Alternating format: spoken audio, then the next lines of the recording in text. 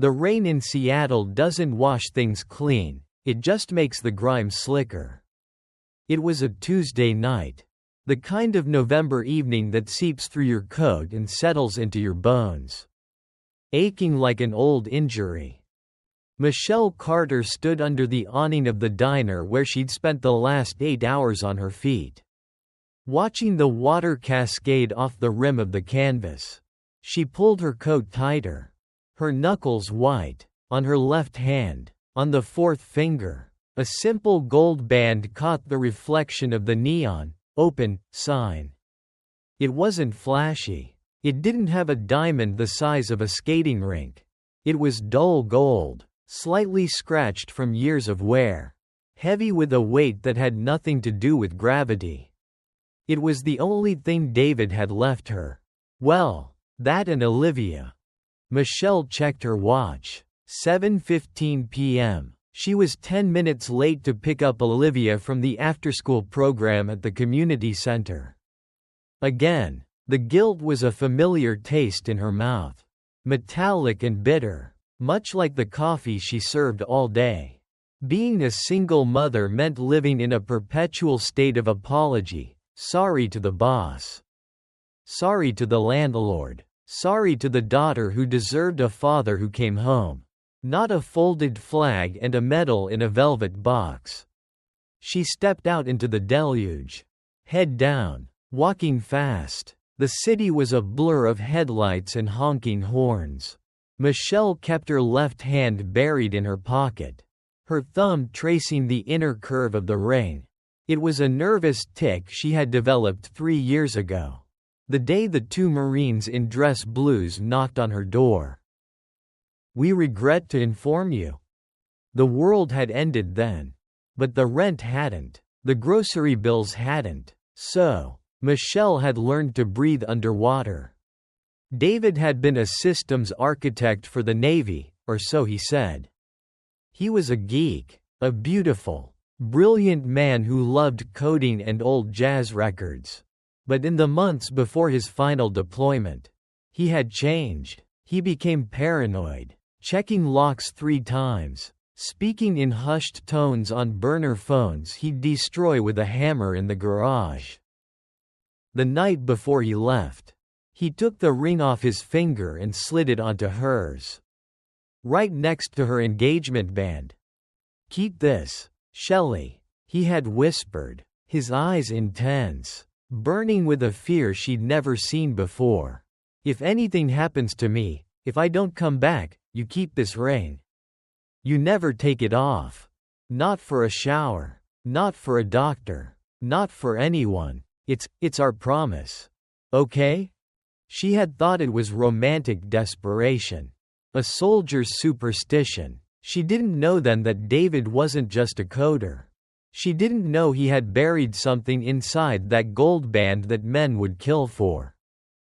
Michelle turned the corner onto 4th Street. The street lights were out here, budget cuts or broken bulbs. It didn't matter. It was dark. Shadows stretched long and thin against the brick walls of the warehouses. She hurried her pace. She needed to get to Olivia. Olivia, who had David's green eyes and his stubborn chin. Olivia, who was currently sitting on a plastic chair waiting for a mom who was always running behind. "Hey, beautiful." The voice came from the mouth of an alleyway, smooth and oily. Michelle didn't stop. She didn't look. She applied the cardinal rule of city living: keep moving. Look purposeful. "I'm talking to you, lady." A hand grabbed her elbow. It wasn't a gentle touch. It was a claw, digging into the wool of her coat. Michelle spun around, adrenaline spiking her heart rate from resting to racing in a microsecond. 2 men. One was tall, wearing a soak-wet gray hoodie that obscured his face. The other, the one holding her, was shorter, twitchy, with sores around his mouth that screamed methamphetamine.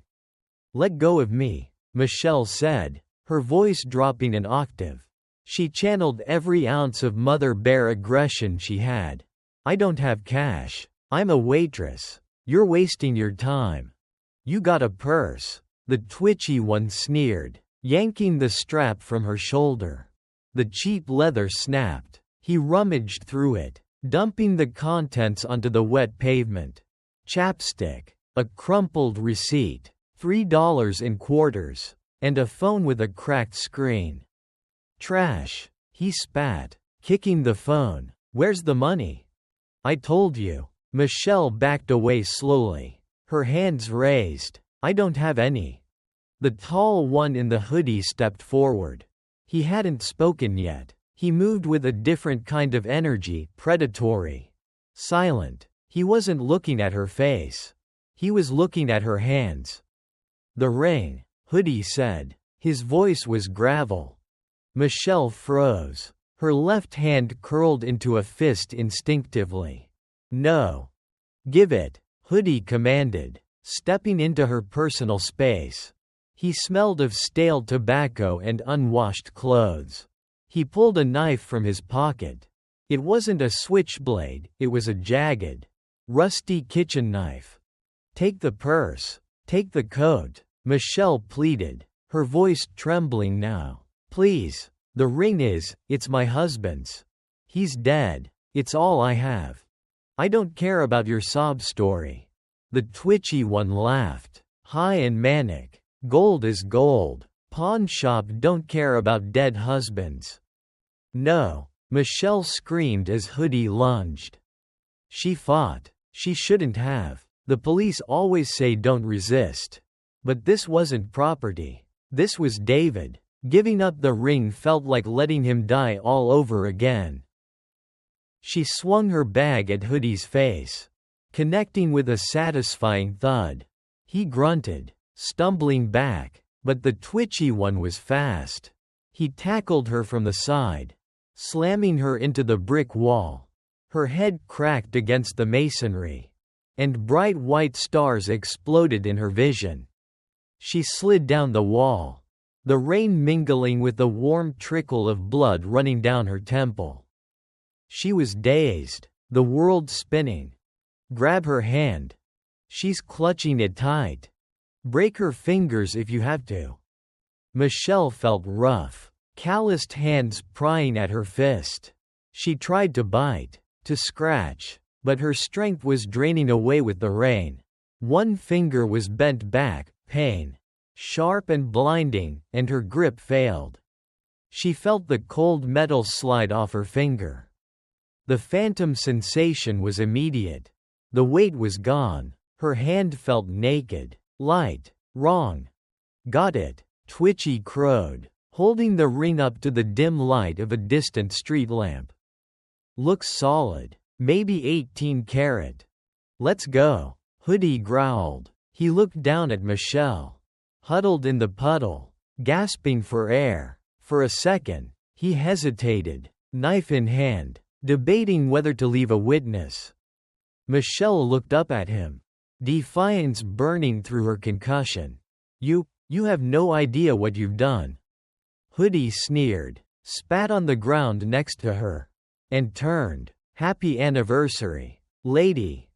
They ran. Their footsteps splashed away into the darkness, fading into the rhythm of the city.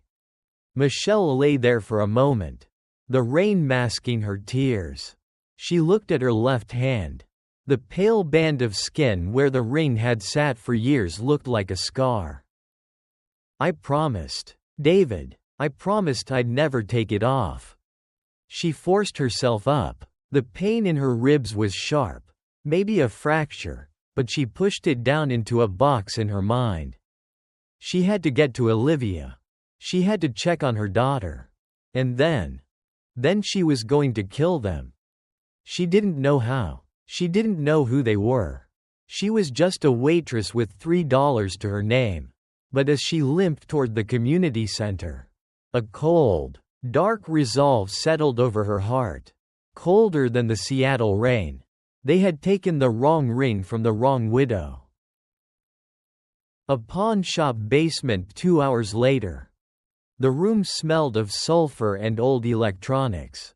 It was a chop shop for jewelry. tucked in the back of a failing electronics repair store in the bad part of town. Hoodie, whose real name was Jax, tossed the ring onto the jeweler's workbench. The jeweler, a man named Silas who wore magnifying goggles like a second set of eyes, picked it up with tweezers. Standard band, Silas grunted. Scrap value maybe $300. You assaulted a woman for $300. Jax? Shut up and melt it, Jax said, lighting a cigarette. We need the cash tonight. Silas sighed and placed the ring into a small crucible. He reached for his torch. But before he turned on the flame, he paused. He adjusted his goggles. Wait. What? There's an inscription inside. But it's weird. Who cares? Love you forever. Blah blah blah. No, Silas said, leaning in closer, the light from his headlamp reflecting off the inner curve of the gold. It's not English. It looks like equations? No, coordinates. Silas picked up a specialized loupe, one he used for inspecting high-end diamonds. He peered into the gold. He saw a tiny, almost microscopic seam. This isn't solid gold, Silas whispered. He picked up a delicate scalpel and pressed it into the seam. Click. A tiny section of the ring's interior popped open. It wasn't a locket. Embedded inside the gold, wrapped in a layer of non-conductive ceramic, was a chip. It was smaller than a grain of rice. Black, with gold contact points that shimmered with an iridescent blue hue. What the hell is that? Jax asked, stepping closer. Silas's face went pale. He dropped the tweezers as if they were red hot. I've seen this before. Or, rumors of it. Speak English, old man. This is military tech, Silas stammered, backing away from the workbench. High grade. This isn't just a chip. Jax, this is a ghost drive. Where did you get this? Some waitress. Nobody. That was no waitress, Silas said, his voice trembling. Or if she is, she's sitting on something that could start a war. Suddenly, the chip emitted a low hum. A tiny red light on its surface began to blink. Beep, beep, beep.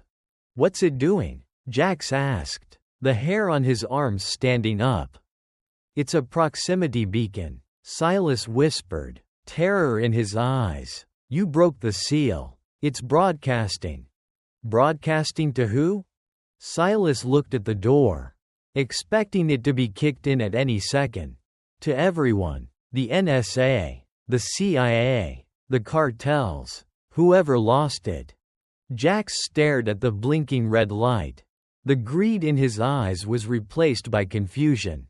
And then, slowly, by a dawning horror. Turn it off, Jax said. I can't, Silas yelled. It's a distress signal. We have to get rid of it. Throw it in the river. No. Silas grabbed his laptop. He was furiously typing. If this is what I think it is. That chip contains the ghost key. The encryption override for the Eastern Seaboard's defense grid. It's worth $50 million on the black market. The room went silent. $50 million. Jax looked at the chip. Then he looked at the door. Then he looked at his twitchy partner, who was vibrating with excitement. We're rich, the partner whispered. Or we're dead, Silas said grimly. Jax grabbed the ring, jamming the chip back into place. He clenched it in his fist. The heat of the gold felt like it was burning his palm. We're not melting this, Jax said, a cruel smile forming on his face. We're going to find out who that waitress really is. If she had this, she knows how to unlock the rest of it. Michelle's apartment, midnight. Michelle sat on the edge of her daughter's bed. Olivia was asleep, clutching a teddy bear, her breathing soft and rhythmic. Michelle had cleaned the blood off her face. She had taped up her ribs. She had told Olivia she fell at work. She went to her bedroom and opened the bottom drawer of her dresser.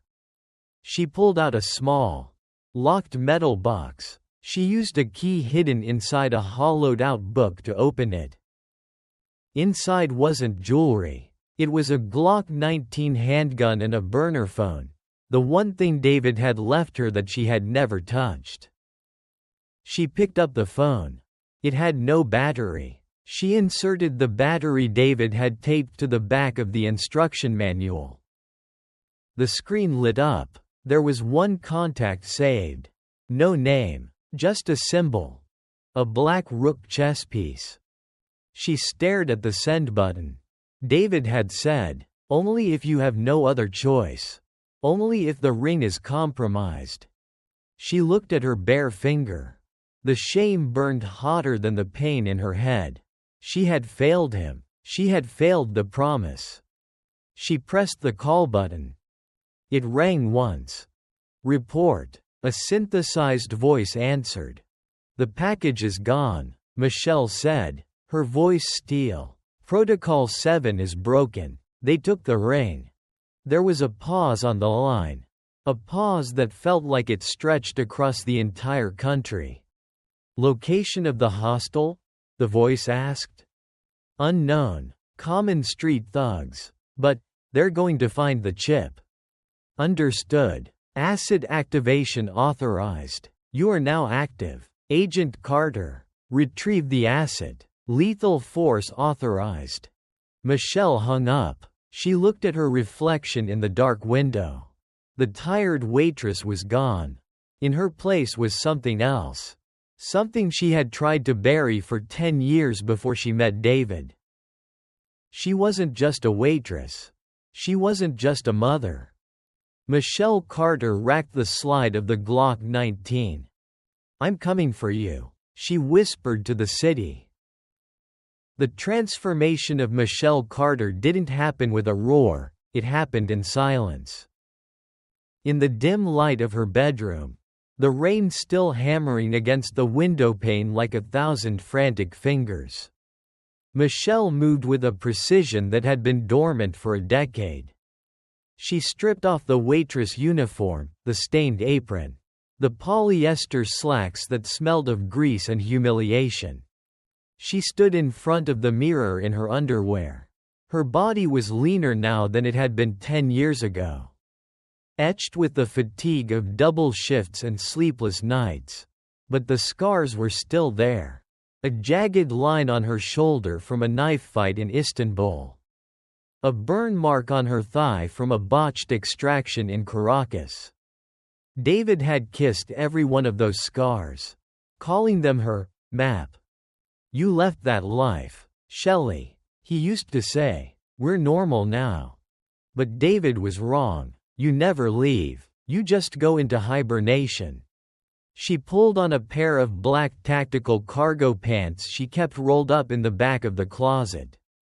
Just for hiking. Then, a thermal long-sleeve shirt and a dark, heavy canvas jacket. She laced up her boots tight. She looked at the Glock 19 on the bed.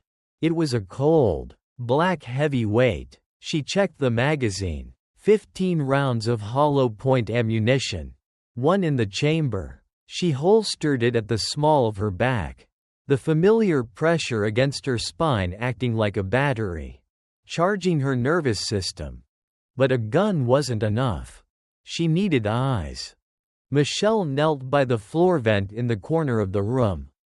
She used a dime to unscrew the grate, reaching deep into the dusty ductwork. Her fingers brushed against a velvet pouch. She pulled it out. Inside was a smartphone. It looked like an old model. Thick and clunky. The kind nobody would steal. But when she powered it on, the operating system wasn't iOS or Android. It was a black screen with green command lines. David's code. "If the ring moves away from you," David had explained once, Drunk on whiskey and fear. This will find it. It's paired. Quantum entanglement or some sci-fi crap I wrote. Just don't lose the phone. She tapped the screen. A single blinking dot appeared on a grid map of Seattle. The dot was stationary. 3 miles east. The industrial district. Got you, she whispered. Michelle walked into the living room. Olivia was still asleep on the couch, wrapped in a blanket, looking like an angel in a city of demons. Michelle's heart clenched. Leaving her was the hardest part. She scribbled a note and taped it to the TV. Liv. Mom had an emergency shift at the diner. Mrs. Higgins is coming over. Don't open the door for anyone else. I love you. She quietly unlocked the front door and slipped across the hall to apartment 4B. Mrs. Higgins, an insomniac widow with a heart of gold and a deafness that rivaled a stone, answered on the second knock. Michelle, is everything okay? Emergency shift. Martha, can you sit with Olivia? I'll pay double. Oh, honey, go make that money. I'm just watching reruns anyway. Michelle thanked her, waited until the old woman was settled on her couch with Olivia, and then stepped out into the hallway. As the door clicked shut, Michelle Carter exhaled. The mother was safe. The waitress was gone. The hunter was loose. The pawn shop, 1 a.m. The atmosphere in the back room of Silas's electronics was toxic. Jax paced back and forth, the floorboards creaking under his wet boots. The ring sat on the table under the harsh glare of the magnifying lamp, pulsing with that faint, terrifying rhythm. Beep, beep. Turn it off, Silas, Jax yelled, kicking a pile of old motherboards. I told you, I can't. Silas wiped sweat from his bald head. It's locked out. The encryption is shifting every 10 seconds. It's beautiful. Actually, if it wasn't going to get us killed. Leo, the twitchy addict, was sitting in the corner, chewing his fingernails until they bled. We should just leave it. Let's run. Jax, let's go to Portland. And leave $50 million?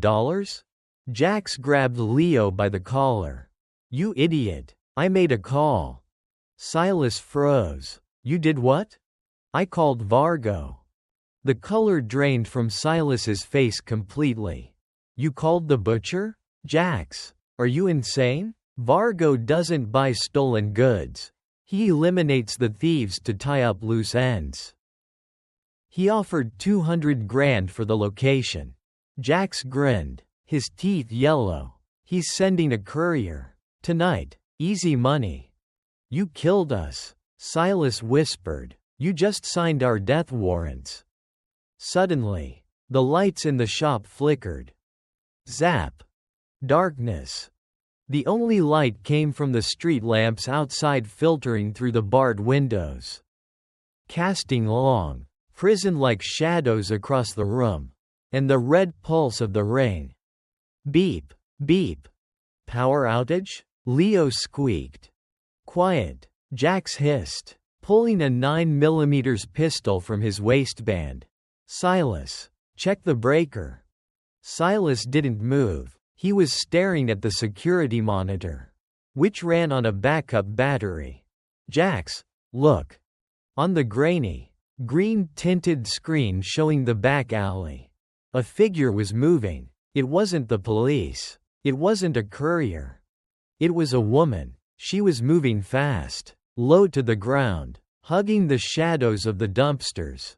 She moved like water, fluid, silent, inevitable. Is that the waitress? Leo squinted. Jax leaned in. No way. She was crying in a puddle 2 hours ago. On the screen, the woman stopped at the heavy steel rear door. She didn't knock. She didn't try to pick the lock. She placed her hand on the keypad. She can't get in, Silas said, confident. That's a biometric low. The light on the keypad turned green. The magnetic lock disengaged with a heavy thud. She hacked it. Silas gasped. She has a bypass. Jax cocked his gun. I don't care who she is. She comes through that door. You light her up. The back alley, moments earlier. Michelle stood in the rain. The David phone in her left hand. The dot was right on top of her. She looked at the keypad. David had installed backdoors in half the security systems in the city during his consulting phase. He always said, "A lock is just a suggestion." Shelley. She plugged a small cable from the phone into the keypad's service port. A stream of code cascaded down the screen. Access granted. She disconnected the phone and drew her Glock. She took a deep breath. The smell of ozone and rotting garbage filled her nose. She centered herself. 3 targets. 2 armed. Possibly 3. Hostile environment. She didn't burst in. She opened the door just an inch. Listening. Light her up. A voice growled inside. They were waiting. Michelle looked around. She saw the main power conduit for the building running along the exterior wall. She holstered her gun for a second, reached into her boot, and pulled out a multi-tool. She jammed the pliers into the exposed wiring of the external fuse box and twisted. Sparks showered down like fireworks. Inside, the backup lights died. Now, it was pitch black. Advantage. Hunter. Michelle kicked the door open and rolled. Bang, bang. 2 shots fired blindly into the doorway, chipping the brick where her head had been a second ago. Michelle moved into the room, crouching behind a stack of old CRT televisions. She was in her element now. The darkness was her friend. She listened for breathing, for the shuffle of feet. I can't see her, Leo screamed. Shut up, Jax roared. Michelle pinpointed the voices. 10 o'clock and 2 o'clock. She picked up a heavy remote control from the floor and threw it hard against the far wall. To her right. Crash. Jax spun and fired at the noise. Bang, bang, bang. The muzzle flashes illuminated the room for a split second like a strobe light. In that flash, Michelle saw them. Jax in the center, Leo to the left, Silas cowering under the desk. Michelle stood up and fired. Pop.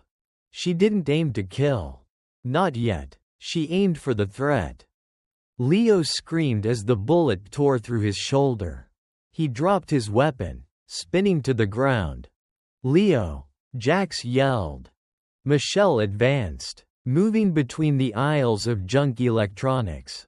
Put the gun down, her voice echoed, calm and terrifyingly flat, and give me the ring. Who the hell are you? Jax shouted, firing blindly into the dark. I'm the widow, Michelle said, and I'm having a very bad night. She was 5 feet away from Jax now. She could see his silhouette against the faint light of the ring on the table. She prepared to rush him, to end this. But then, the front glass of the shop exploded. Crash. A van had rammed through the front entrance, shattering the security gates and the display window. Headlights blinded everyone in the room. Michelle dove behind a counter as automatic gunfire shredded the air. Rat-a-tat-tat-tat. Men in tactical gear poured out of the van. They weren't street thugs. They moved with military precision. They wore balaclavas and body armor. Secure the package, a voice commanded over the gunfire. Vargo's men. Jax, realizing he was outgunned, grabbed the ring from the table and bolted toward a side exit, leaving Leo bleeding on the floor. He has the ring, Michelle shouted, instinct overriding self-preservation. One of the tactical soldiers turned his weapon toward her voice. Michelle saw the laser sight sweep across the counter. She scrambled back, low crawling through the debris of shattered glass and plastic. She was pinned. The soldiers were advancing. Jax was escaping. She had a choice: fight the soldiers and die, or pursue Jax and risk being shot in the back. She looked at the back door Jax had fled through. Then she looked at the soldiers. Michelle grabbed a fire extinguisher from the wall and hurled it into the path of the soldiers. She fired one round at it. Boom! The explosion of white powder filled the room, creating an instant smokescreen. Coughing and blinded, the soldiers hesitated. Michelle didn't. She sprinted for the side exit, bursting out into the alleyway just in time to see Jax's taillights fading around the corner in a beat-up sedan. She stood in the rain, chest heaving, the sounds of shouting and sirens rising behind her. She looked down at the David phone. The dot was moving, fast, heading toward the waterfront. She ran to her own car, a rusty Honda Civic parked 2 blocks away. She jumped in, hot-wired it. She'd lost her keys in the scuffle. Or maybe she just didn't have time to look, and slammed it into gear.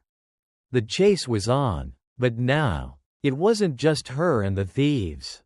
The wolves had arrived, and they were hungry.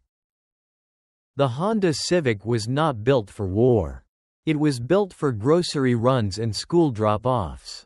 The suspension was soft, the brakes were spongy, and the engine whined like a dying cat every time the tachometer hit 5,000 RPM. But tonight, in the hands of Michelle Carter, it was a weapon. Michelle gripped the steering wheel at 10 and 2. Her knuckles white. The rain was coming down in sheets now, turning the Seattle asphalt into a black mirror. Ahead of her, about 200 yards, was Jax's beat-up sedan, fishtailing as he took a corner too fast. Behind her, hell on wheels. 2 black SUVs, Cadillac Escalades, armored, with tinted windows, were closing the gap. They didn't have their headlights on. They were running dark, like sharks in deep water. "Come on, baby," Michelle whispered to the car, slamming the gear stick from 3rd to 2nd.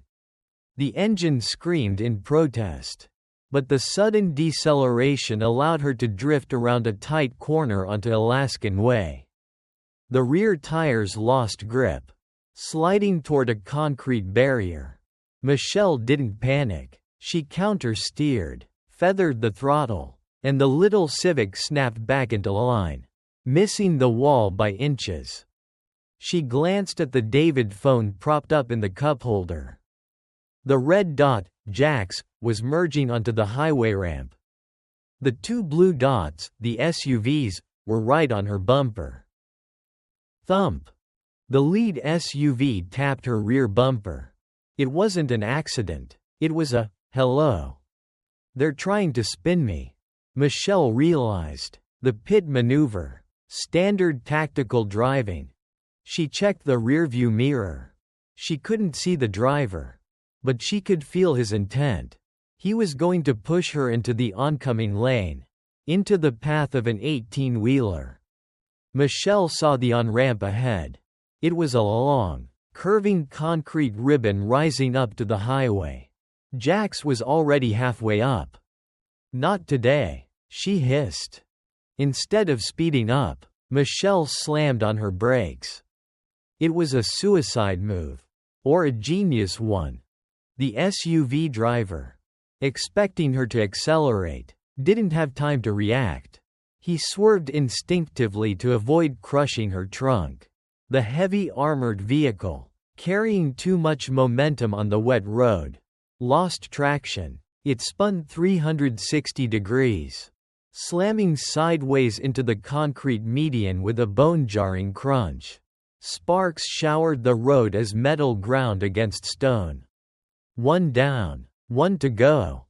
Michelle gunned the engine, leaving the wrecked SUV behind. She shot up the ramp.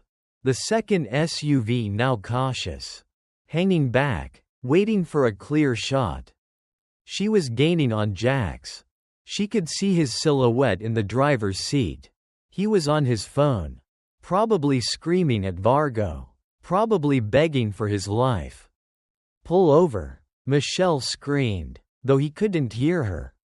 Suddenly, Jax did something unpredictable. He slammed on his brakes.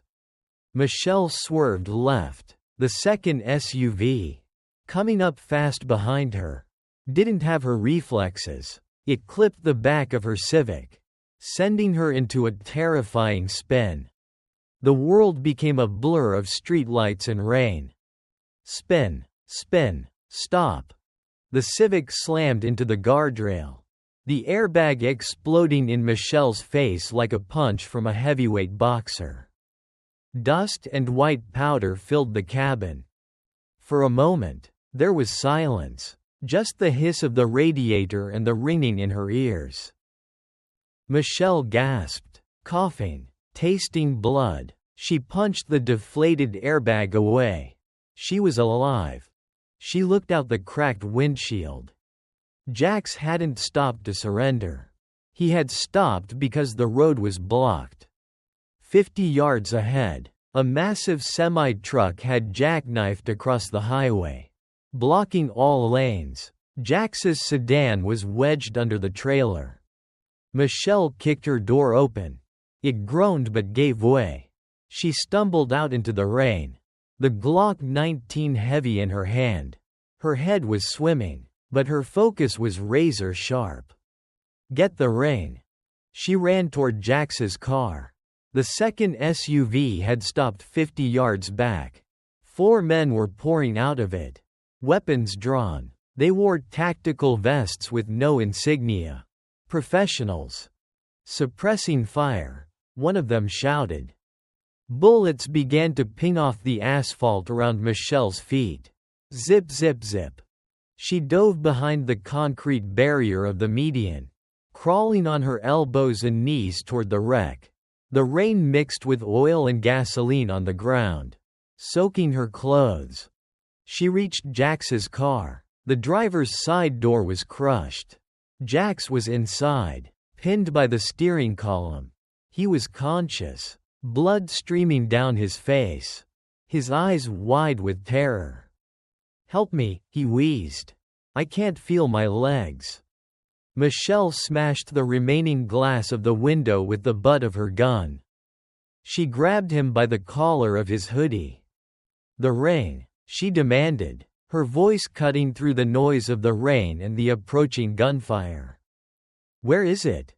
"My pocket, left pocket." Jax gasped. "Take it, just get me out." Michelle reached into his pocket. Her fingers brushed against the cold metal. She pulled it out. There it was, the wedding ring, David's ring. It was dirty, smeared with blood, but it was whole. The tiny red light on the hidden chip was blinking furiously now. Beep, beep, beep, beep. Target acquired. A voice shouted from behind her. The mercenaries were advancing. Michelle looked at Jax. He was trapped. If she stayed to help him, they would both die. If she left him, the mercenaries would likely kill him to silence a witness. "Please," Jax begged, "don't leave me." Michelle looked at the approaching soldiers. Then at Jax. She made a choice. She fired 2 rounds into the gas tank of the truck blocking the road, not to explode it, but to create a leak. Fuel began to pour out, creating a pool between her and the mercenaries. "Cover your head," she yelled at Jax. She fired 1 round at the asphalt, where the fuel was pooling. Whoosh! A wall of fire erupted, separating the wreck from the advancing team. The mercenaries scrambled back, cursing. "I called the cops." Michelle lied to Jax. "They're 2 minutes out. Stay down." She turned and ran, not back to her car, That was a death trap now. She ran toward the edge of the highway overpass. Below her, 20 feet down, was a train yard. A freight train was slowly rumbling north. A line of black tanker cars. The mercenaries were firing through the flames now. Blind shots whizzing past her head. Michelle didn't hesitate. She climbed the railing. She took a breath. For David. She jumped. The fall felt like it lasted forever. She hit the top of a moving train car, rolling to absorb the impact. The metal grate tore at her clothes, bruising her ribs. But she held on. She lay flat, pressing herself against the cold steel of the train as it carried her away into the darkness. Away from the fire. Away from the men who wanted her dead. A safe house, 4 a.m. The safe house wasn't a house. It was a storage unit in a self-storage facility on the outskirts of Tacoma. Unit 342. Michelle rolled up the metal door and collapsed onto the dusty concrete floor. She was shivering, hypothermia setting in. She stripped off her wet clothes, wrapping herself in a wool blanket David had stashed here years ago along with MREs, meals ready to eat, and medical supplies. She sat under the single hanging light bulb, the ring in her hand. It was quiet now. The adrenaline was fading, replaced by a deep, aching exhaustion, but she couldn't sleep, not yet. She pulled out the David phone. She placed the ring on the table next to it. Interface. She commanded the phone. The screen flickered, searching for proximity key. Found. The phone projected a holographic keyboard onto the dusty table. Passcode required. Michelle stared at the prompt. David never gave her a passcode. He said the ring was the key. Then she remembered. The inscription inside the ring.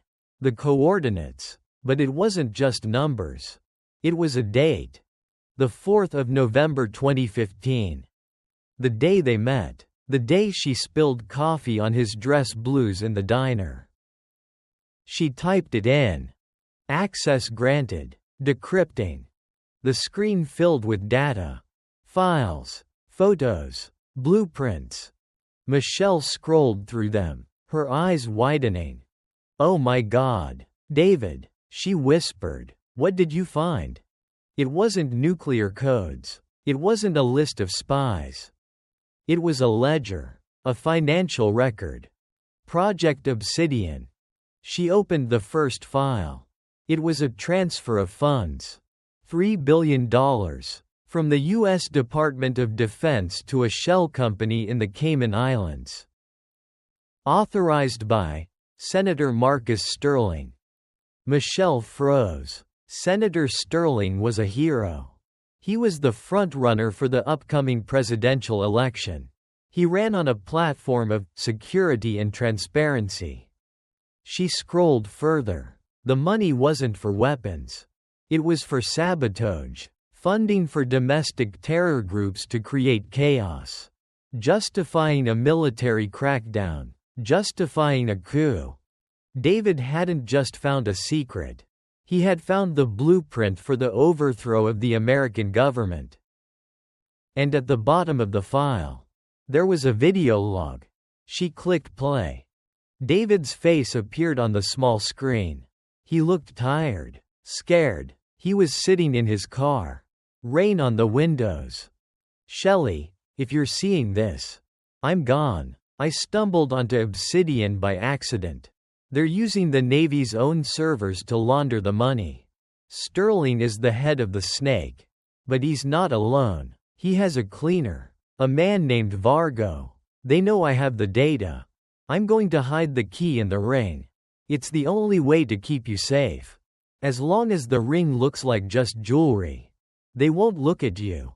But if you're watching this, the seal is broken. You have to run. Shelley, take Olivia and run. Don't trust the police. Don't trust the FBI. Trust no one." The video cut to static. Michelle sat in the silence of the storage unit. Tears streamed down her face. Hot and angry. He died to protect this. He died to protect her. She looked at the ring. It wasn't just a band of gold anymore. It was the most dangerous object on the planet. Her phone buzzed. Not the David phone. Her personal cell. The one she had left in her bag. The one the thief had kicked. She had retrieved it from the wreck of Jax's car. Unknown number. She shouldn't answer. But she did. Hello? Mrs. Carter. A voice said. Smooth. Cultured. Terrifyingly calm. It was the voice of a man used to giving orders. You've had a busy night.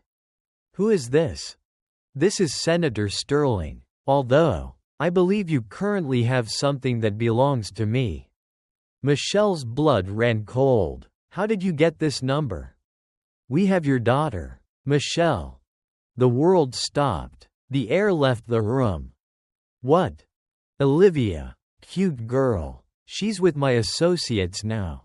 Mrs. Higgins. Well, Mrs. Higgins had a tragic accident. A heart attack, I believe. If you touch her, Michelle whispered, a sound that was more animal than human, I will burn your world down. Bring the ring to the Space Needle. Observation deck. 6 a.m. Come alone, or Olivia becomes an orphan. The line went dead. Michelle screamed. It was a raw, primal sound of rage and grief. She threw the phone against the wall, shattering it. They had Olivia. The tears stopped instantly. Her face hardened into a mask of stone. She stood up. She picked up the ring. She picked up the Glock. You want a war, Senator? She said to the empty room. I'll give you a war. 4:15 a.m. The city of Seattle was holding its breath.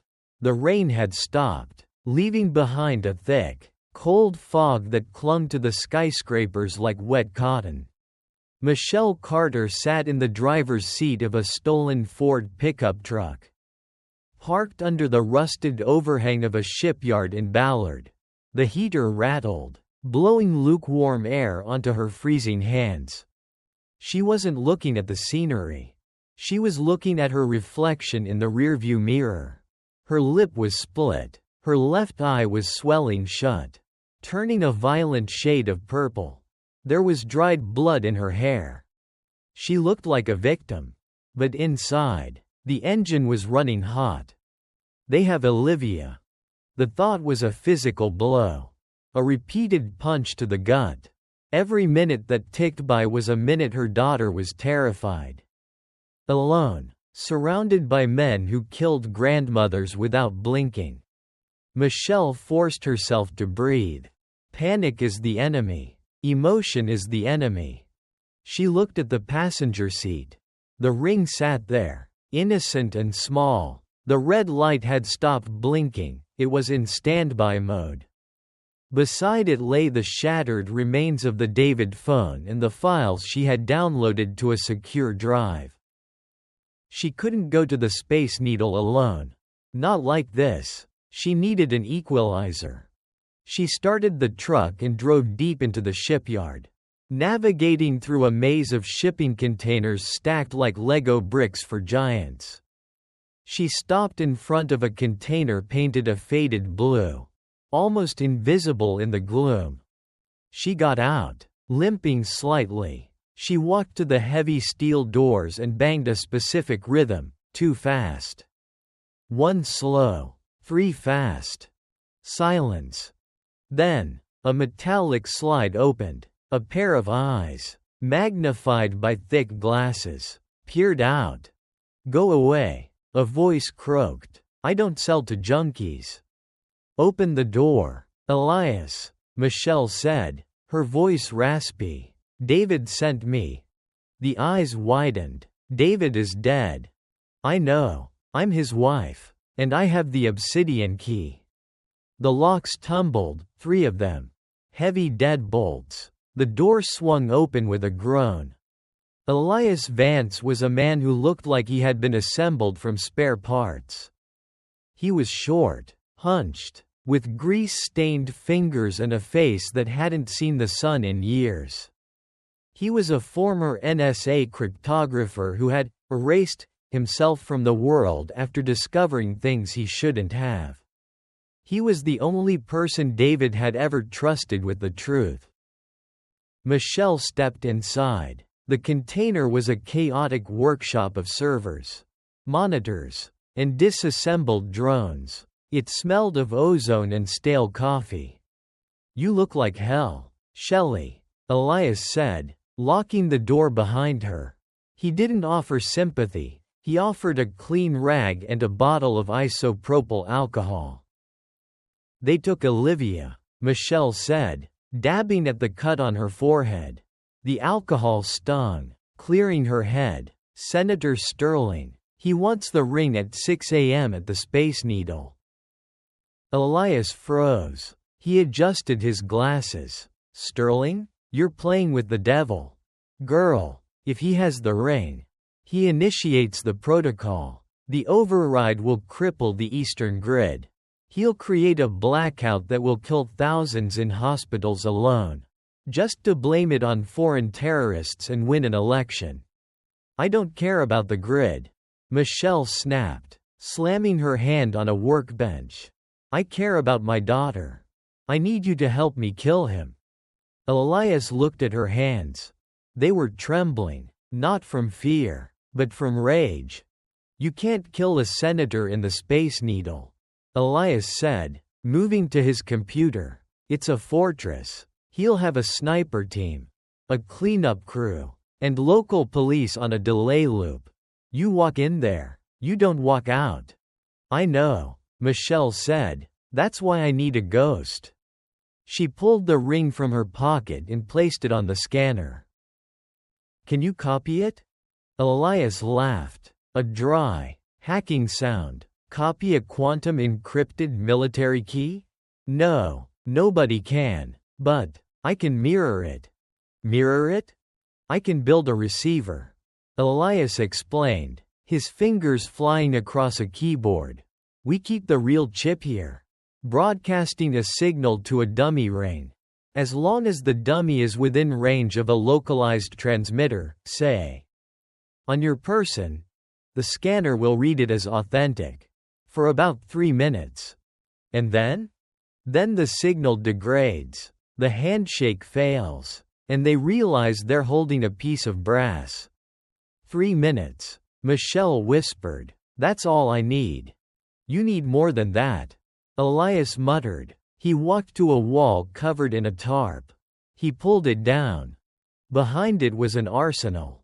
Not the kind you buy at a gun show. This was custom work. Modified rifles, suppression grenades, and gadgets that didn't exist officially. David left these for a rainy day, Elias said softly. He knew this day might come. Michelle walked to the wall. She picked up a small, sleek earpiece. "Comms? Bone conduction. Invisible. Encrypted. I'll be in your ear the whole time." She picked up a small canister. "Flashbang? Better. Sonic pulse. It'll shatter glass and equilibrium within a 20-foot radius. Useful in a tower made of windows." Michelle nodded. She reached for a holster containing a Sig Sauer P226 with a threaded barrel and a suppressor. She checked the weight. "Perfect." "One more thing," Elias said. He handed her a small, black adhesive patch. "Put this on your neck. Under your collar." "What is it?" "A biometric monitor. If your heart stops, it triggers the dead man protocol on my servers. Every file David found, every video, every bank transfer from Project Obsidian gets uploaded to the New York Times, the BBC, and Al Jazeera simultaneously." Michelle looked at the patch. It was her insurance policy. "If I die, the truth comes out," she said. "If you die, Elias corrected. Sterling burns. But that won't save Olivia. Michelle placed the patch on her neck. She felt a cold tingle. I'm not going to die, she said, holstering the gun. And neither is she. The streets of Seattle, 5:30 a.m. The drive to the Space Needle was a blur. Michelle sat in the stolen truck. The new, dummy ring, on her finger. It looked identical to the original. Elias had done good work. The city was waking up. Delivery trucks. Early commuters. The rhythm of a normal Tuesday. None of them knew that a war was about to be fought 600 feet above their heads. Comms check. Elias's voice buzzed in her inner ear. Do you read? Loud and clear. Michelle whispered. I've hacked the Space Needle's internal sensors. Thermal shows 12 heat signatures on the observation deck. Plus 2 in the elevator shaft. They're expecting a siege. Where is she? Michelle asked, her heart hammering against her ribs. I can't isolate her signature yet. Too much interference. But Shelley. There's a sniper on the roof of the EMP museum next door. Wind is low. He has a clean shot at the elevators. Take care of him. I'm a hacker, not a hitman. Then hack something that distracts him. Michelle pulled the truck into a parking garage 3 blocks away. She couldn't park closer, they'd be watching for vehicles. She had to walk the last half mile. She pulled her hood up. She walked with a limp she didn't have to fake. But her eyes were scanning every window. Every rooftop. She reached the base of the needle. It towered above her, a white alien saucer on spindly legs. Disappearing into the lingering fog. It looked like a needle injecting the sky. A man in a security uniform stepped out of the shadows near the employee entrance. He wasn't a real guard. His boots were too expensive. Mrs. Carter, he said, holding a wand metal detector. The senator is waiting, arms up. Michelle raised her arms. The man patted her down. He found the Glock 19 she had tucked in her waistband, a decoy. He took it with a smirk. Amateur, he muttered. He didn't find the ceramic knife taped to her ankle. He didn't find the sonic grenade in her pocket. And he didn't find the Sig Sauer. Because she had planted it inside the elevator paneling 10 minutes ago when she sent a delivery drone, courtesy of Elias, to inspect the shaft.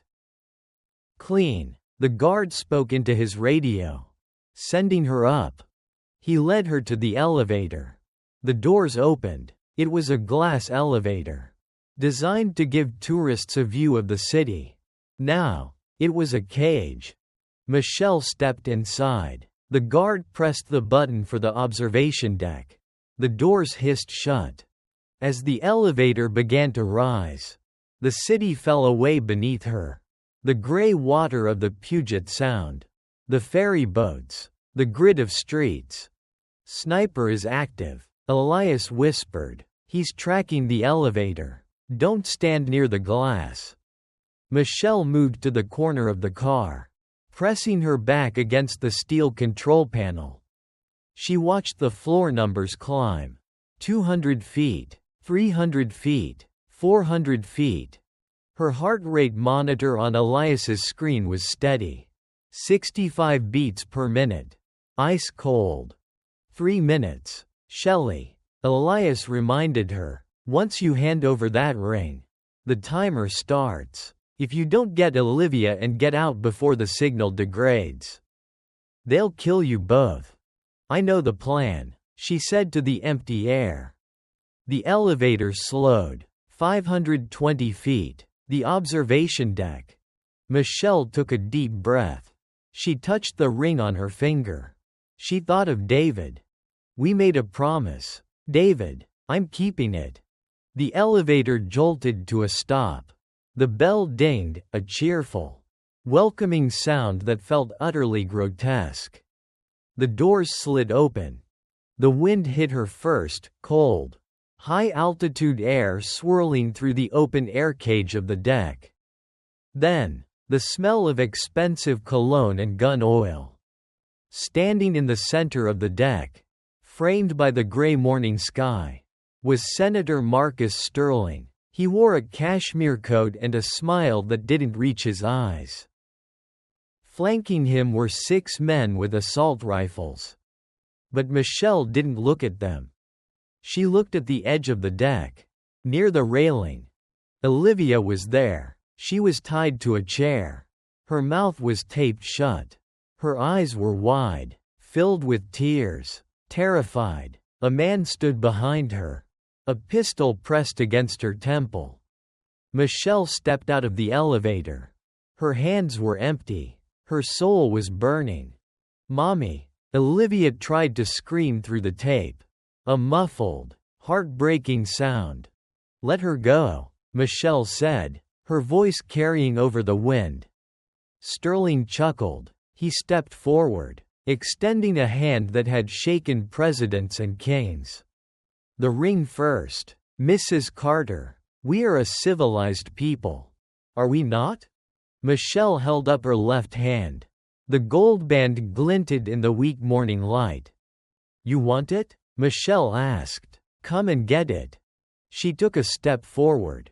Not toward Sterling, toward the edge. "But if you don't release her in 10 seconds," Michelle said, holding her hand over the railing.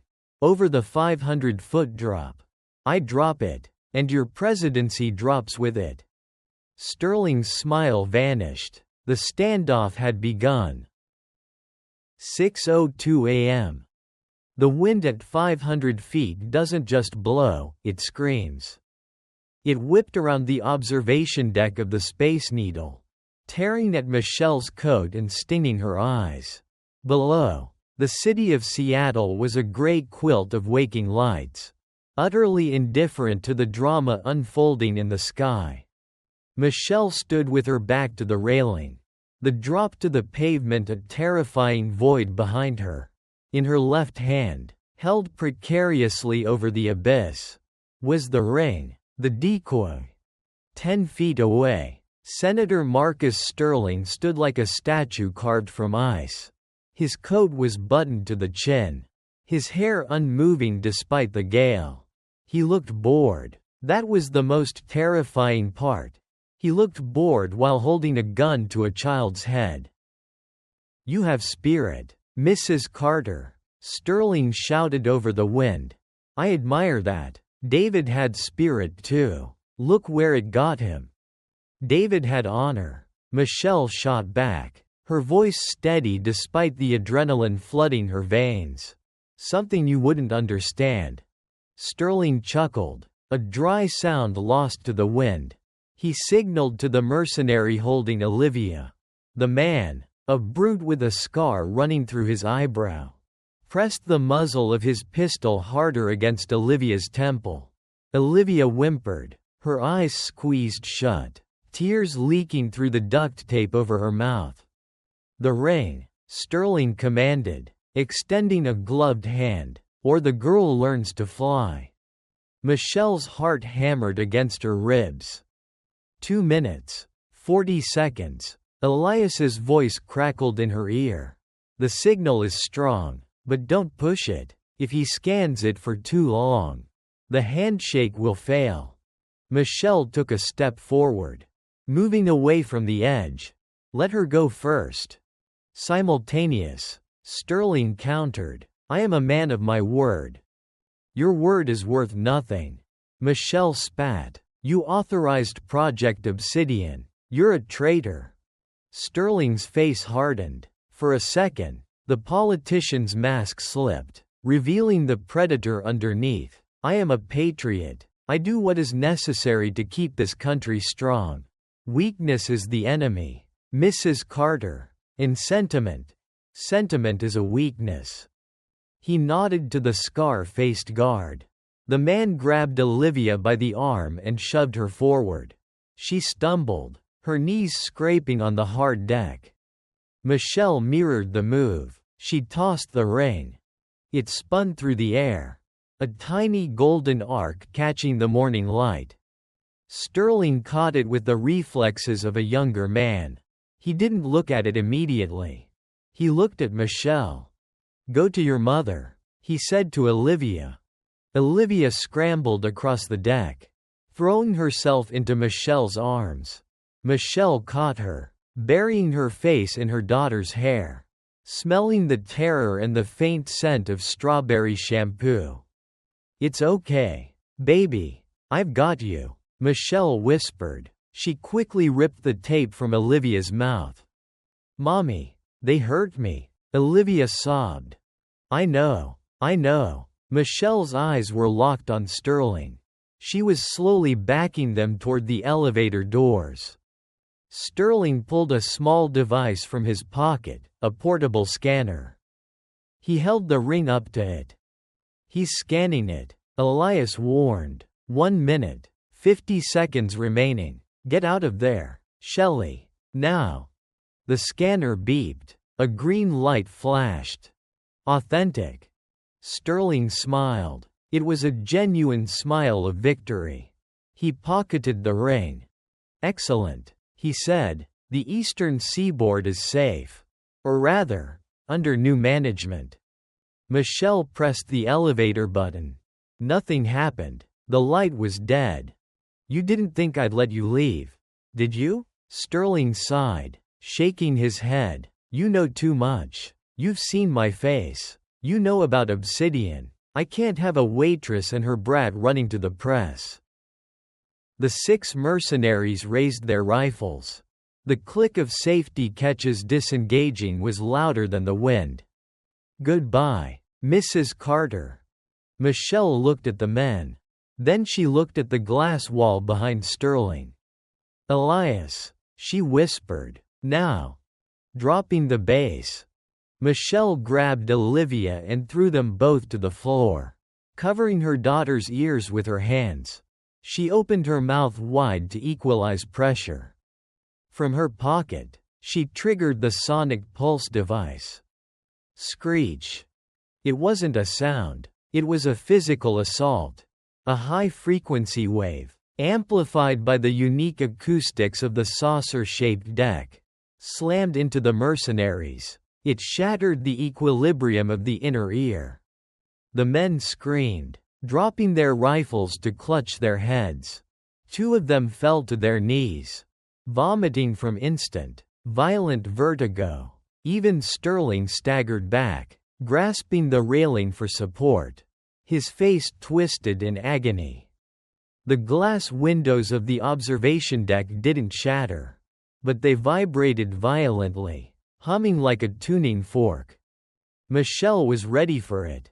The bone conduction earpiece she wore had a noise-canceling counter-frequency. She was the only one standing in a sea of chaos. "Run," she yelled, hauling Olivia up. She didn't run for the elevator. She ran for the maintenance hatch she had spotted on the blueprints Elias had sent. It was located behind the gift shop kiosk. She kicked the kiosk door open. The mercenary with the scar, the one who had held Olivia, was recovering faster than the others. He lunged at her, knife drawn, his eyes bloodshot and wild. "You bitch," he roared. Michelle didn't stop. She shoved Olivia behind a display rack of Space Needle t-shirts. She met the man's charge. He slashed at her face. She ducked, the blade slicing through the shoulder of her coat. She ignored the pain. She grabbed his wrist, used his momentum, and slammed his elbow against the metal frame of the kiosk. Snap! He howled. Michelle spun and drove her palm into his nose, sending bone fragments into his brain. He dropped like a stone. She grabbed his radio and his sidearm, a heavy .45 caliber pistol. "Live, move." They reached the maintenance hatch. It was locked. "I'm trying to cycle the lock," Elias shouted in her ear. "Sterling's team is overriding my hack. I need 10 seconds." We don't have 10 seconds. Michelle screamed. Bullets began to tear through the kiosk. Thwack, thwack, thwack. The other mercenaries were up. They were firing blind, but they were closing in. Michelle looked around. They were trapped. The elevator was dead. The hatch was locked. The only way out was. She looked at the window. The window cleaning cradle, a metal basket suspended by steel cables, was docked right outside the glass, waiting for the morning shift that would never come. But there was a pane of reinforced glass between them and the cradle. Elias, Michelle barked. The sniper on the museum roof. Is he still active? Yes. He's looking right at you. Good. Michelle grabbed a heavy souvenir, a solid brass model of the Space Needle, and hurled it at the window. It bounced off harmlessly. The glass was bulletproof. Mommy, Olivia screamed as a bullet shattered a snow globe next to her head. Michelle grabbed Olivia and dragged her into the open, right in front of the window. What are you doing? Elias yelled. Michelle pointed her gun, not at the mercenaries, but at the sniper across the street. She fired 2 shots. They wouldn't hit him, the range was too far. But they would get his attention. She saw the glint of the scope on the museum roof. Get down. Michelle tackled Olivia. Crack. A high-velocity round from the sniper's rifle slammed into the window. It was designed to penetrate armor. It punched a neat hole through the first layer of glass, spider webbing the entire pane. The structural integrity was compromised. Michelle stood up and kicked the glass with everything she had. Crash. The window exploded outward. The wind roared into the gift shop, sucking papers and merchandise out into the void. Jump. Michelle grabbed Olivia's waist and threw them both out of the building. They fell. For a heartbeat, there was nothing but air. Then, they slammed into the metal floor of the window washing cradle. The impact knocked the wind out of them. The cradle swung violently, banging against the side of the Space Needle. Clang, clang. Michelle grabbed the railing, keeping Olivia from bouncing out. They were dangling 500 feet in the air, in a metal basket the size of a bathtub. Above them, Sterling appeared at the broken window. He looked down, his face a mask of fury.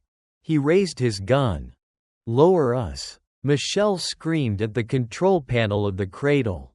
She smashed the emergency descent button. The motor whined, and the cradle jerked downward. Ping, ping. Bullets sparked off the metal railing near Michelle's hand. They were descending, but too slowly. Sterling had a clear shot. Shelley. Elias's voice was frantic. The timer. The 3 minutes are up. Above them, Sterling paused. He looked at his pocket. He pulled out the ring. The green light on the scanner turned red. Counterfeit detected. Sterling roared, a sound of pure, unadulterated rage. He threw the scanner off the edge.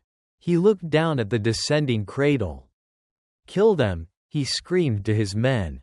Cut the cables. Michelle looked up. A mercenary was leaning out with a large combat knife, hacking at the thick steel cable supporting the left side of the cradle. Ping, ping. The strands of the cable began to snap. The cradle tilted. Olivia screamed as she slid toward the open edge. Michelle grabbed her collar with one hand and the railing with the other. Hold on. Snap. The left cable gave way. The cradle dropped 20 feet, swinging wildly on the remaining right cable.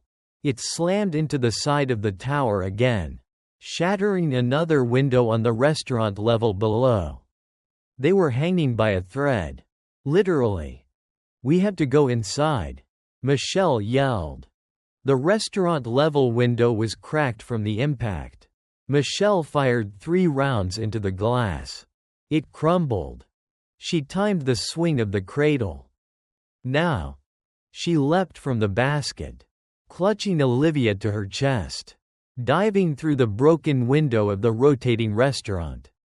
They tumbled across white tablecloths, crashing into a table set for a romantic breakfast.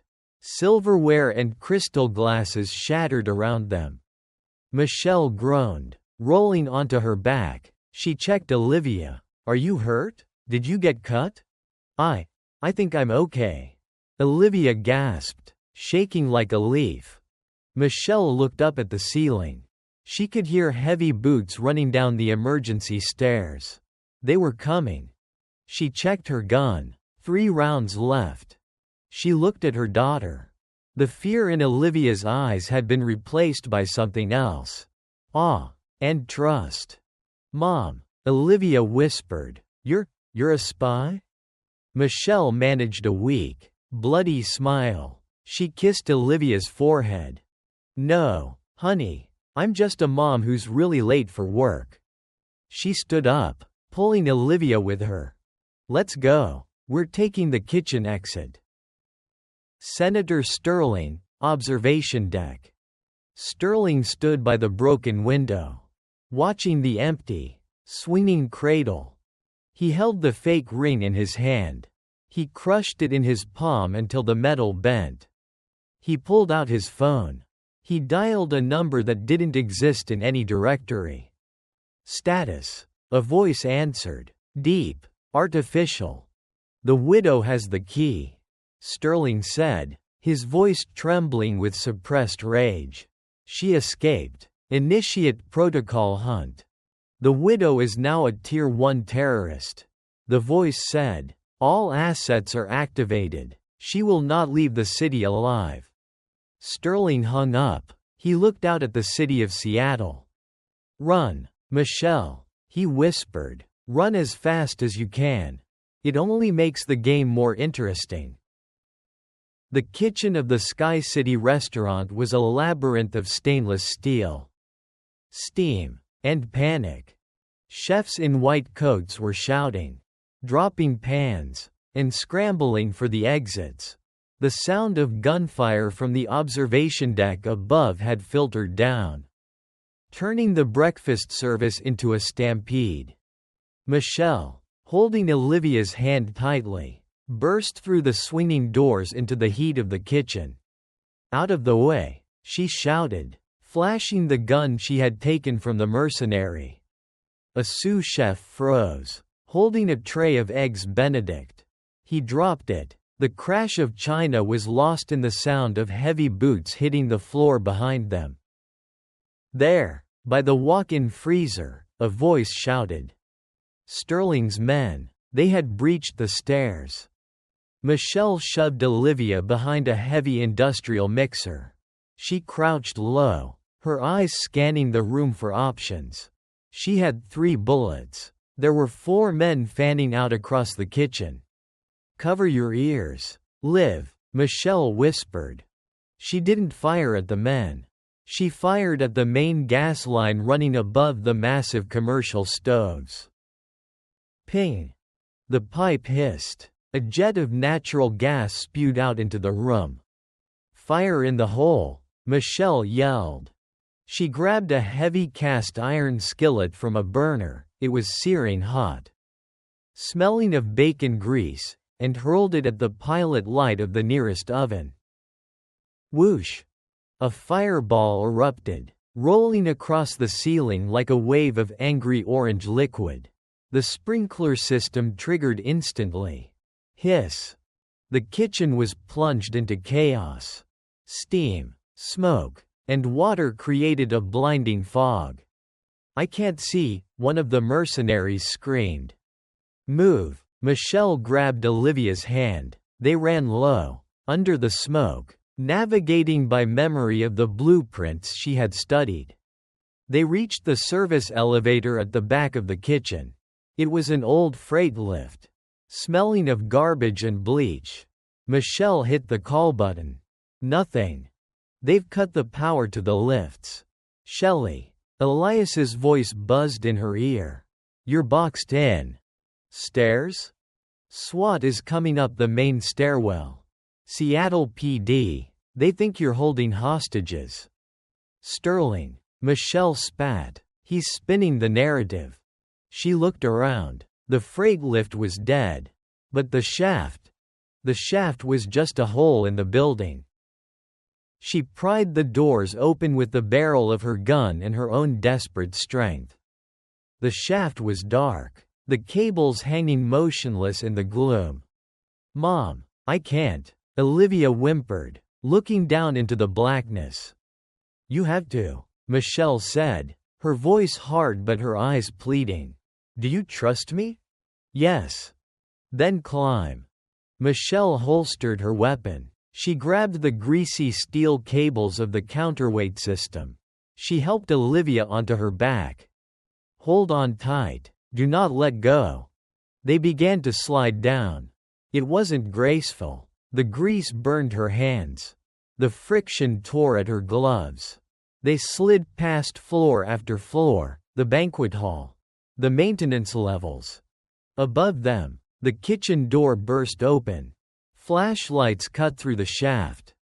Target is in the shaft. Drop a flashbang. Michelle looked up. A small metal canister was falling toward them. Kick off, Michelle yelled. She pushed off the wall, swinging them toward a maintenance hatch on level 3. Bang! The flashbang detonated above them. The sound was deafening, magnified by the concrete tube. The light was blinding. Michelle didn't see the hatch, she felt it. She kicked it open, tumbling onto a concrete floor, rolling to protect Olivia. They landed in a heap of dust and old insulation. They were in the mechanical room, near the base of the tower. Michelle groaned, checking her limbs. Bruised, battered, but unbroken. Olivia was shaking, her face buried in Michelle's coat. We're down, Michelle whispered into her comms. Elias, status? Bad, turn on a TV. They were in a break room for the janitorial staff. A small TV in the corner was broadcasting the local news. Michelle looked at the screen and felt the blood drain from her face. Her driver's license photo was plastered across the screen. Beneath it, the headline in bold red letters. Breaking news. Armed veteran takes daughter hostage. Suspect. Michelle Carter. Extremely dangerous. A reporter was standing outside the Space Needle, looking grave. Sources inside the mayor's office confirm that Michelle Carter, a former Navy specialist with a history of PTSD, has barricaded herself in the Space Needle after a domestic dispute. Senator Marcus Sterling, who was touring the facility, is reportedly leading the negotiation efforts. They're lying, Olivia shouted at the TV. The senator is the bad guy. Michelle smashed the TV with the butt of her gun. The screen shattered, silencing the lie. This is how they win. Live, Michelle said, her voice trembling with rage. They control the truth. Now, everyone out there, every cop, every security guard, every citizen with a cell phone, is looking for us. Where do we go? Olivia asked, tears streaming down her face. We can't go home.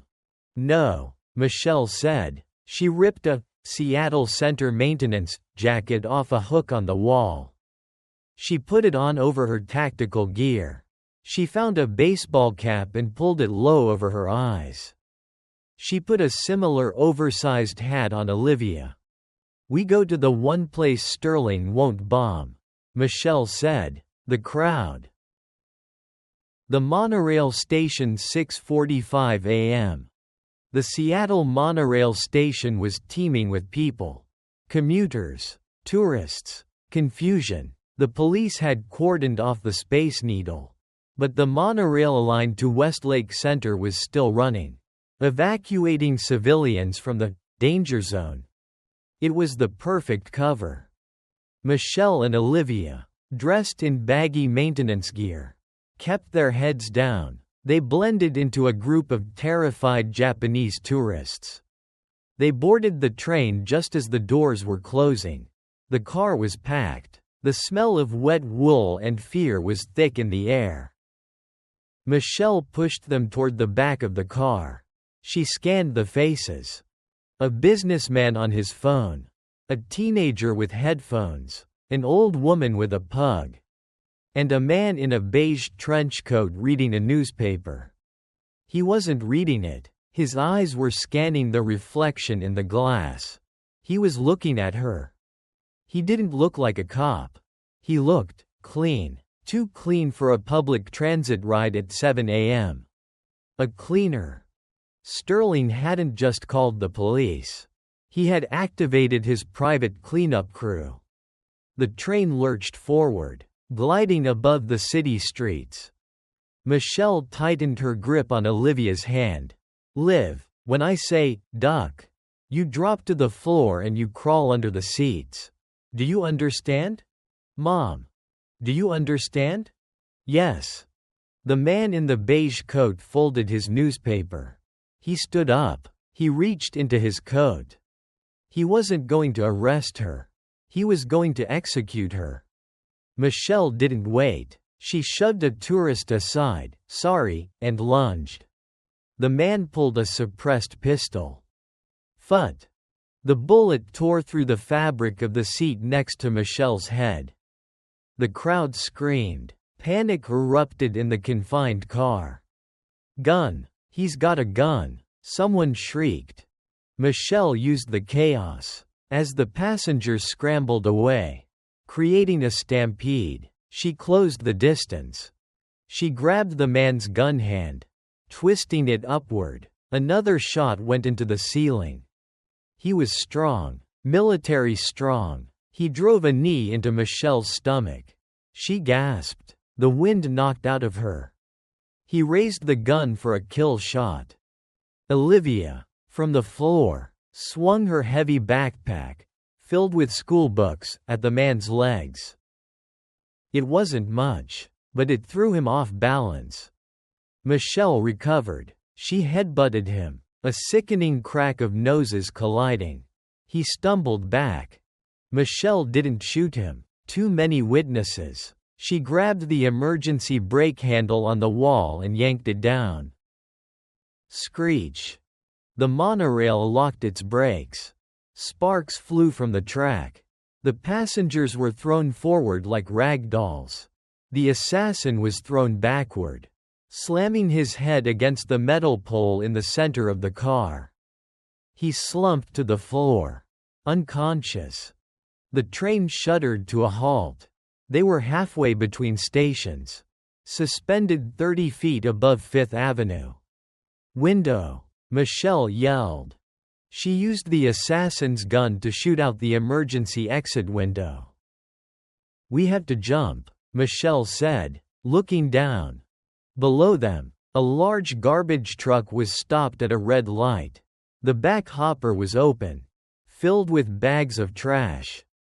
It's gross, Olivia said, looking at the trash. It's soft, Michelle corrected. Sirens were wailing in the distance. The police were closing in on the stalled train. Go!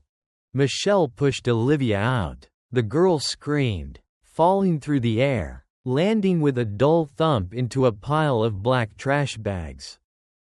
Michelle followed. She hit the trash hard, rolling to absorb the impact. The smell was horrific. Rotting fish and old coffee, but it was the smell of freedom. The truck driver, oblivious to his new cargo, saw the light turn green. He gunned the engine.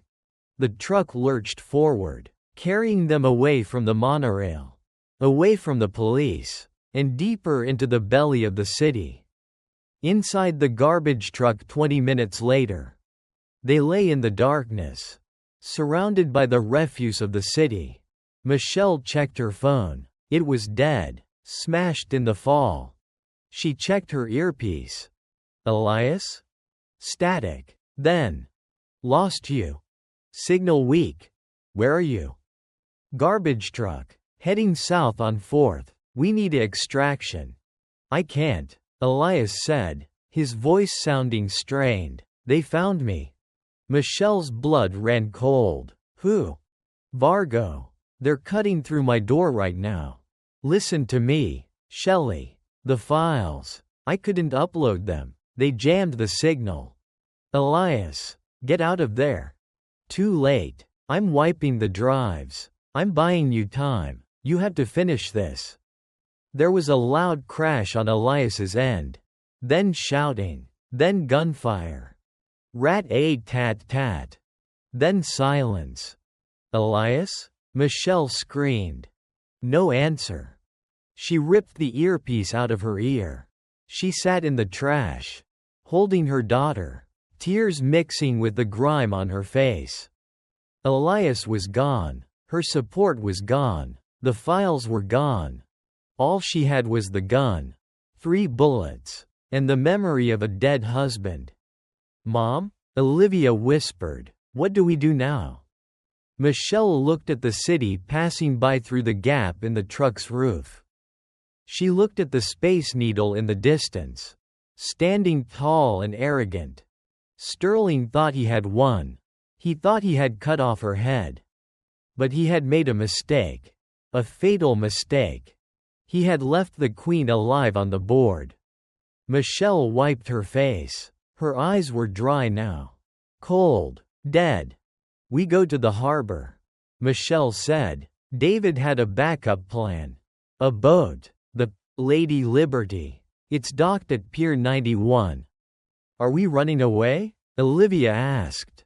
Michelle checked the magazine of the assassin's gun she had taken. It was full. No, Michelle said. We're going to get something heavy. And then, we're going to pay the senator a visit. The smell of a garbage transfer station is something you never forget. It is a thick, oily stench that coats the back of your throat like tar. Michelle and Olivia tumbled out of the back of the truck as it tilted its hopper, sliding down a mountain of black plastic bags onto a concrete floor slick with trash juice. They were covered in coffee grounds, slime, and the debris of a million wasted lives. But they were alive. Michelle dragged Olivia to her feet. The transfer station was a cavernous warehouse, echoing with the beep-beep-beep of reversing trucks and the roar of compactors. Don't look at it, Michelle commanded, wiping a streak of grime from Olivia's cheek. Just walk. Keep your head down. They moved through the shadows, dodging the workers in high-vis vests who were too busy crushing refused to notice a woman and child who looked like they belonged in the pile. They slipped out a side door into the gray morning light. They were at the edge of the industrial district. To their left, the city skyline rose like a jagged graph of their dwindling chances. To their right, the Puget Sound stretched out, dark and choppy. Where is the boat? Olivia asked, her teeth chattering. The adrenaline was wearing off, replaced by the bone-deep chill of the Pacific Northwest dampness. Pier 91, Michelle said, pointing to a rusting chain-link fence a half-mile away. It's a graveyard for old ships. David, your dad kept it there. He said it was his retirement plan. They walked. Michelle kept one hand on Olivia's shoulder and the other on the assassin's gun in her pocket. Every passing car made her flinch. Every siren in the distance sounded like a death knell.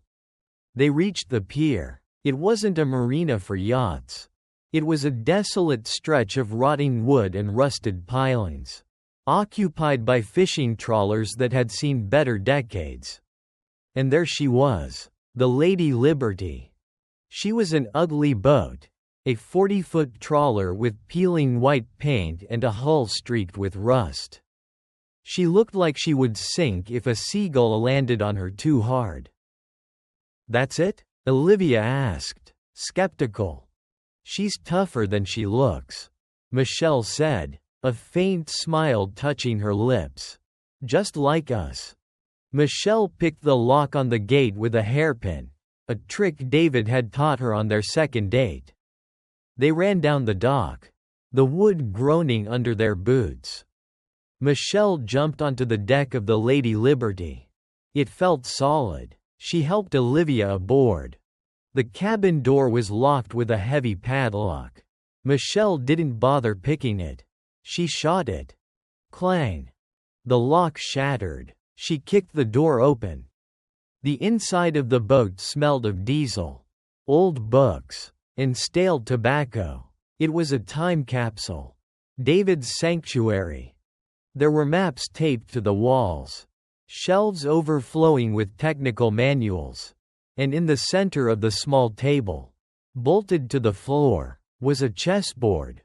The pieces were set up mid-game. He played against himself, Olivia whispered, touching a white pawn. Michelle stared at the board. No, he played against the computer. He was waiting for a move. She looked around frantically. Elias was dead. The files were gone. This boat had to have something. A weapon? A drive? She tore through the drawers. Flares. A first aid kit. A bottle of whiskey. Nothing. Think, David, think, she muttered, gripping the edge of the table. You said this was the backup. Where is it? Her eyes went back to the chessboard. The white queen was missing. Michelle looked at the captured pieces on the side of the board. No queen. She looked at the floor. Nothing. Then she remembered the text message on the burner phone.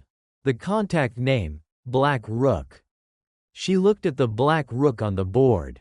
It was on the square H8. She grabbed the piece. It didn't lift. It was magnetized. She tried to twist it. Click. It rotated. Once. Twice.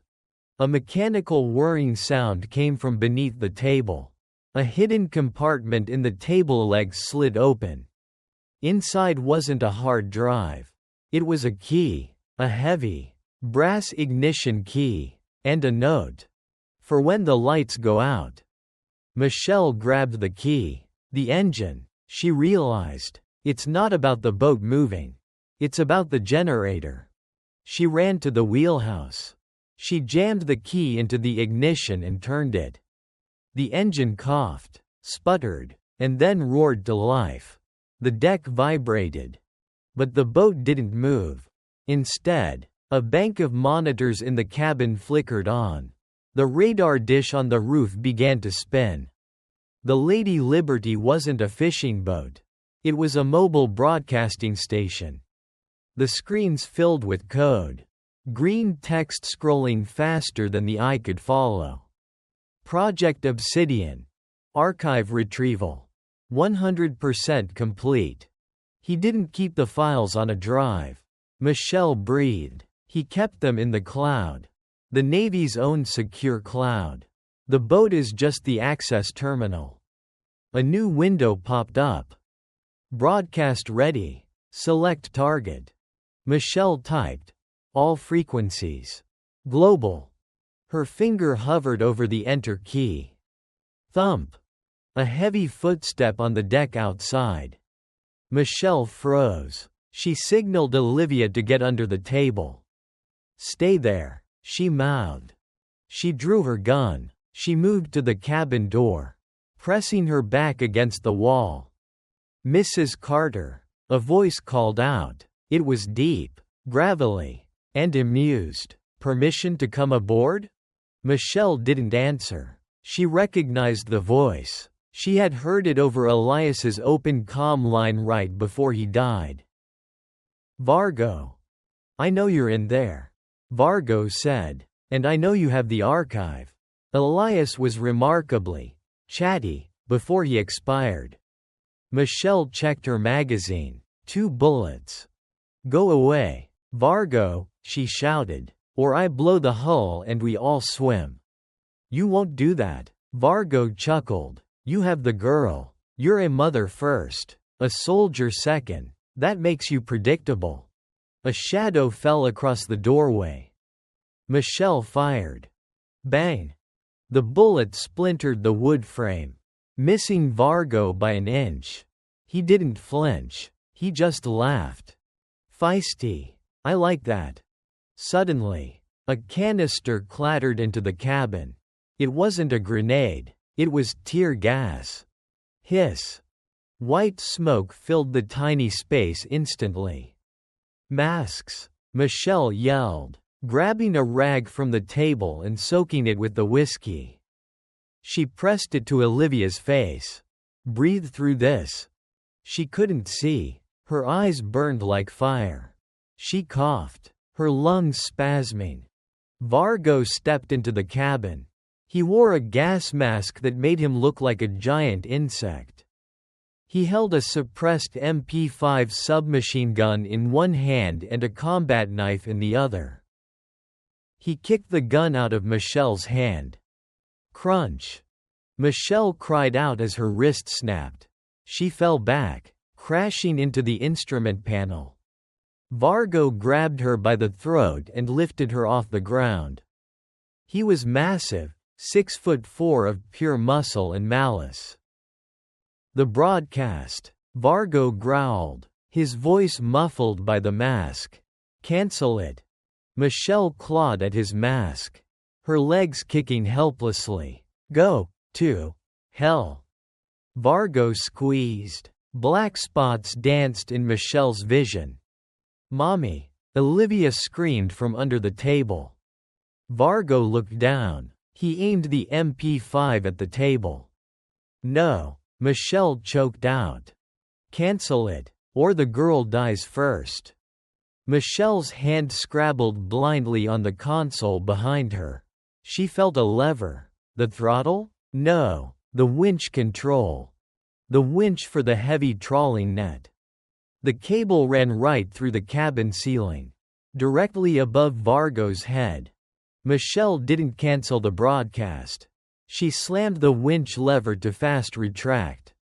Whir! The heavy steel hook, swinging outside in the wind, shot upward, smashing through the skylight window of the cabin. Crash! Glass and wood rained down. The heavy steel hook, weighing 50 pounds, swung like a pendulum and slammed into the back of Vargo's head.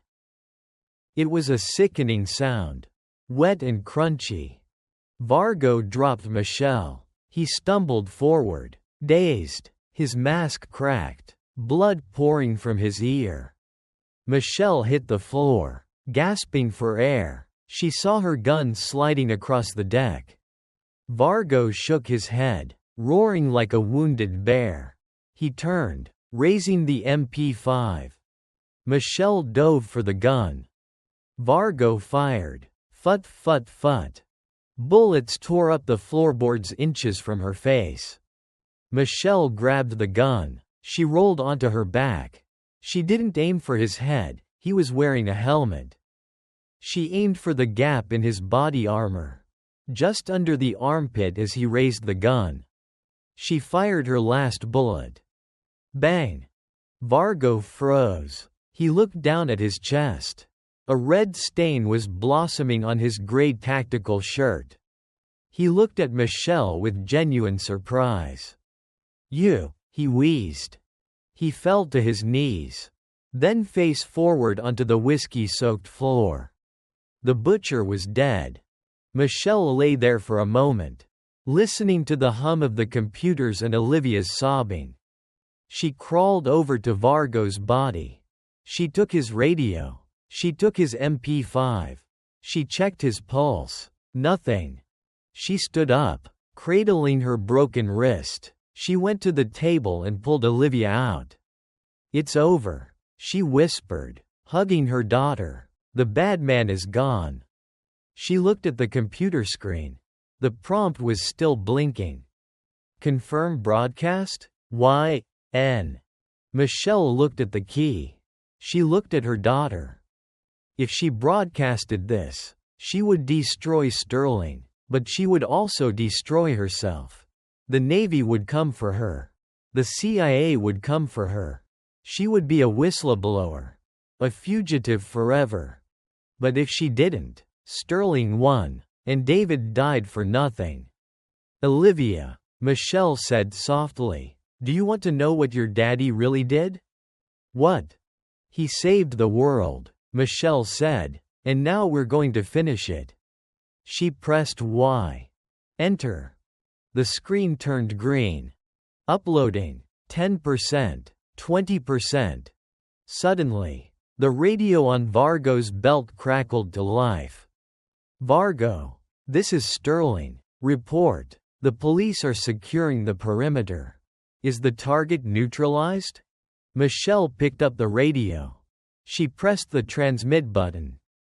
Vargo can't come to the phone right now, she said, her voice cold as the grave.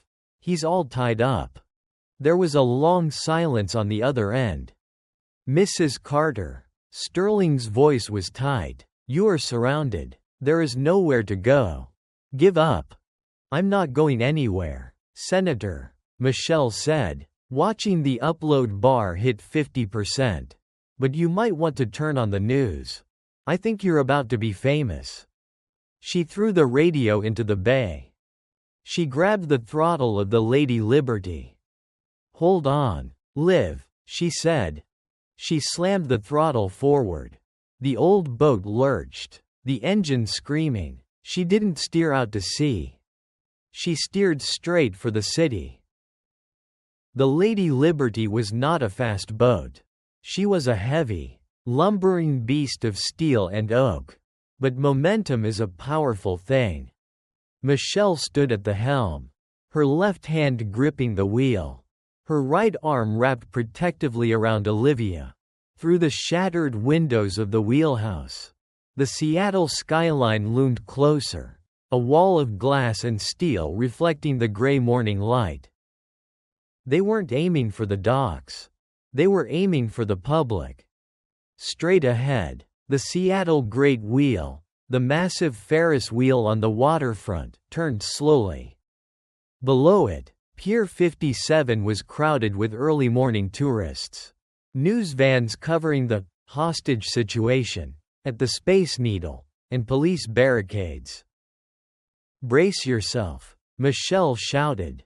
She cut the engine at the last second, but the boat surged forward on the swell. Crash! The Lady Liberty smashed into the wooden pilings of Pier 57. Wood splintered with the sound of gunshots. The boat plowed through the lower railing, grounding itself on the concrete walkway with a screech of tearing metal that drowned out the sirens. Tourists screamed and scattered. Police officers drew their weapons, surrounding the beached trawler. Hold your fire, a police captain shouted through a megaphone. Suspect is contained. Inside the cabin, the world had tilted at a crazy angle. Dust and debris filled the air. Michelle checked the monitor. It had survived the crash. Upload complete. 100%. Executing protocol. Skylark. Michelle exhaled, a breath she felt she had been holding for 3 years. She looked at Olivia. Her daughter was shaken, covered in dust, but her eyes were bright. Is it done? Olivia whispered. Yes, Michelle said. Now, we just have to survive the next 5 minutes. She grabbed the MP5, ejected the magazine, and cleared the chamber. She threw the weapon out onto the deck in plain sight. We're coming out, Michelle yelled, unarmed. She kicked the cabin door open. Helicopters chopped the air above them. Dozens of red laser dots danced on Michelle's chest as she stepped out onto the tilted deck. Holding Olivia's hand. Hands in the air. Get down on your knees. Michelle raised her hands. She didn't kneel. She stood tall. Look at your phones, she screamed at the crowd. At the police. At the world. Don't look at me. Look at your phones. A ripple of confusion went through the police line. Then, it happened. It started with the digital billboards on the pier. The advertisements for soda and insurance flickered and died. In their place, a black screen appeared with a single white chess piece, the rook. Then, David's face appeared. It wasn't just on the pier. Across the city, every internet-connected screen was hijacked. The jumbotrons at the stadium, the TVs in the electronics store windows, the smartphones in the pockets of the tourists. Beep beep beep. Phones began to chime in unison, a chorus of notifications. David's voice, calm and clear, echoed from 1,000 speakers at once. "My name is David Carter. I am a systems architect for the United States Navy. If you are watching this, I have been murdered to protect a secret called Project Obsidian." The police captain lowered his gun. He looked at his phone.